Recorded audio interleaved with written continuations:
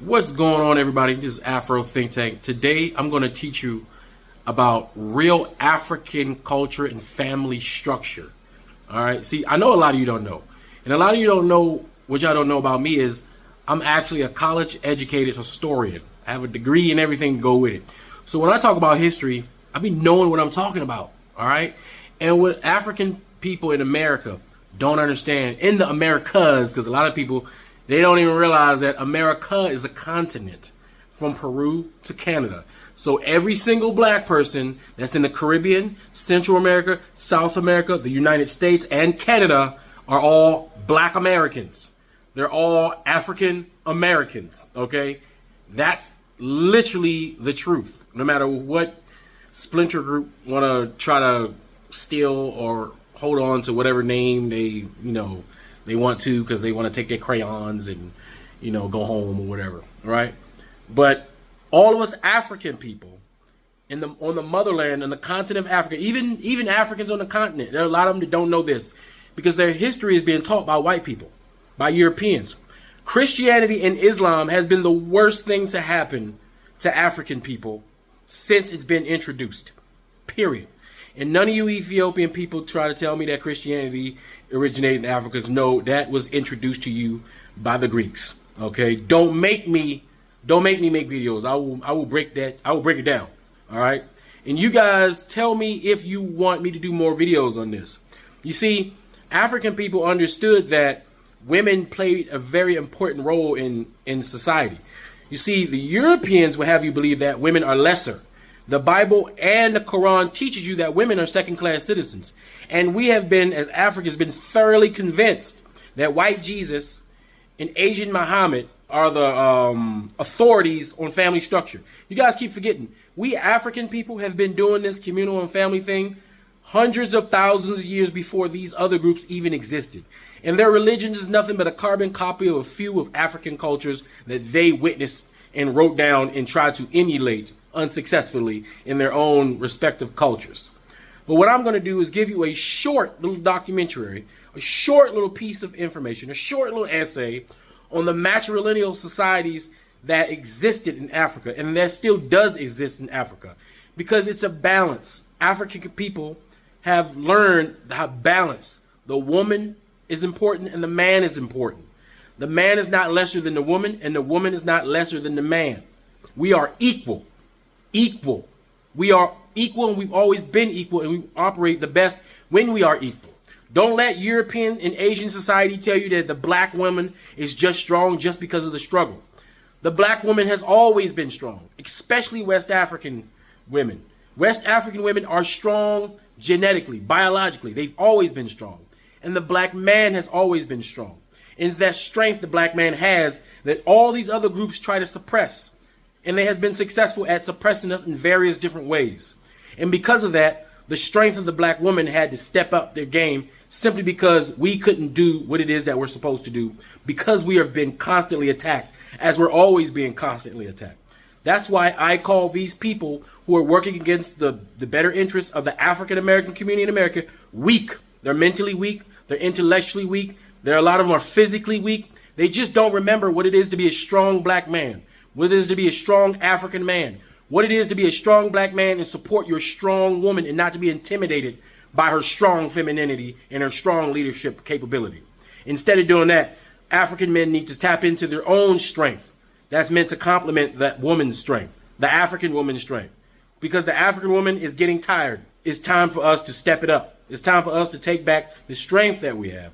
It's time for us to be as strong as we can be and be black excellence and give our black women a break and support our black women when our black women has the opportunity to shine. Because it does not take anything away from us when we allow our black women to shine, as they've been shining through the great history of our African communities and our African countries and our African empires and our African tribes and dynasties. It's just a cultural consistency. It's cultural consistency for our women to be great. Just like it's cultural consistency for the black man to protect and honor and cherish and support the black woman. Anyway, that's all I got to say. It's Afro Think Tank. Learn something, teach something. I'm out. The history of matriarchal societies in Africa, as well as in the broader black community, is complex and nuanced. Understanding it helps frame how gender dynamics, particularly masculinity, are shaped in African and Black cultures. Here's a historical and cultural overview. Matriarchal societies in Africa. While patriarchy dominates many parts of the world, Africa has had various forms of matriarchal or matrilineal societies, where lineage, inheritance, and sometimes governance follow the female line. 1. Matriarchal or matrilineal traditions. Matrilineal societies. These societies trace descent through the mother's lineage. In many of these groups, men still hold prominent political and leadership roles, but women control property and inheritance. Some prominent examples include Akan people of Ghana. The Akan are one of the most well-known matrilineal societies in Africa. Property, wealth, and lineage pass through the female line, and the mother's family has a strong influence on children's identity and inheritance. Minangkabau of West Sumatra, a society of African origin, also follows matrilineal systems, although they have blended with Islamic patriarchy over time. Tuareg of the Sahara. The Tuareg people, a Berber group in North and West Africa, have traditionally given women significant roles in society. Women are the keepers of family assets and have substantial social influence. 2. Role of women in governance. In some African societies, women have historically held leadership roles, sometimes even serving as queens or high-ranking leaders. Examples include Queen Nzinga of Ndongo and Matamba, Angola. Nzinga was a powerful ruler who led her people against Portuguese colonialism in the 17th century. Mino of Dahomey, Benin, a military unit composed entirely of women, sometimes called the Dahomey Amazons, who served as elite warriors. These examples show that while male dominance has been the norm, African societies also recognized strong female leadership and matriarchal lineage. Impact on masculinity. 1. Pre-colonial masculinity. In pre-colonial Africa, masculinity was often framed within a context of community leadership, family responsibility, and a sense of honor. While men typically held leadership roles in many African societies, those that practiced matrilineality shaped a different kind of masculinity. Men were expected to protect and provide for their family while acknowledging women's influence in lineage and family structure. This coexistence of female influence and male leadership balanced gender dynamics in unique ways. 2. The effect of colonialism. Colonialism disrupted many African societies, including matrilineal and matriarchal ones. European colonial powers often imposed the patriarchal structures, sidelining women from positions of authority and diminishing their social and political roles. This shift altered African masculinity, often emphasizing rigid patriarchal ideals where men were supposed to dominate and women were relegated to subordinate roles. These colonial values affected African cultures profoundly, contributing to the rise of hypermasculinity in some contexts. Matriarchy and the Black community in the diaspora. In the Black diaspora, particularly in the Americas, matriarchal structures have often emerged as a response to systemic racism, poverty, and the challenges of slavery. During slavery, African men and women were often separated from each other and stripped of traditional family roles. This led to women taking on both maternal and paternal roles in raising children, forming the basis of a matriarchal family structure in many Black communities. 1. Slavery and gender dynamics. Slave societies in the Americas. Men were often sold away from their families, leaving women to raise children and maintain family structures.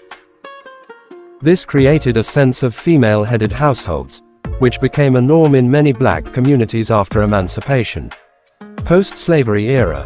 In many parts of the Black diaspora, economic oppression continued to limit the role of Black men in traditional masculine roles as providers.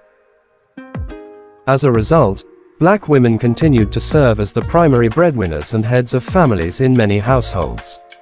2. Impact on masculinity. Challenges to traditional masculinity. In many Black communities, the absence of men from families, due to incarceration, systemic racism, and other factors, has led to an overemphasis on the role of women in family and society. This matriarchal dynamic has challenged traditional notions of masculinity, leading to debates over the roles men should play in these communities.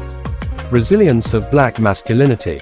Despite challenges, black men have adapted and reshaped their identity, often focusing on communal responsibility, emotional strength, and activism. Movements like the Black Panthers in the 1960s encouraged a return to strong male leadership, but they also had to balance this with the important roles women played in these movements. How matriarchal systems affect masculinity in African men.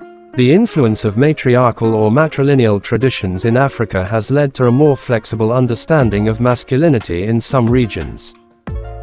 Shared responsibilities.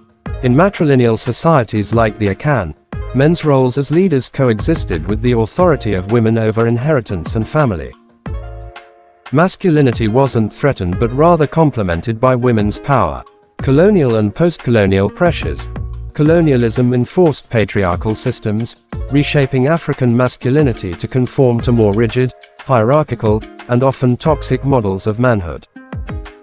However, in recent years, there's been a resurgence in recognizing traditional gender dynamics, which includes more egalitarian structures between men and women. Conclusion. The history of matriarchal societies in Africa and in the black diaspora shows that masculinity has always been shaped by the roles of women in these societies. While men often held leadership positions, women's influence was central, particularly in matrilineal systems.